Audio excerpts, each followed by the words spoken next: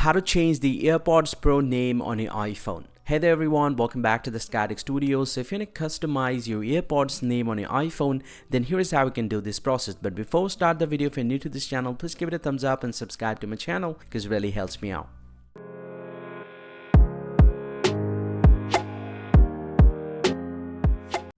Well, so now to change your AirPods name, make sure to connect your AirPod to your iPhone first. I already connected, and then simply go and open up the settings from your iPhone. Now once you're here inside the settings, you scroll down a little bit and tap on Bluetooth.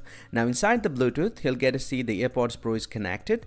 So you just need to tap on this I button beside your connected AirPod, and this will get into your AirPod settings. Now once you're here inside the AirPod settings, you'll get to see the name. You just need to tap on these, and here's the current name is AirPods Pro, so you can actually customize the name by deleting it. So just go ahead and delete that and set your preferred name.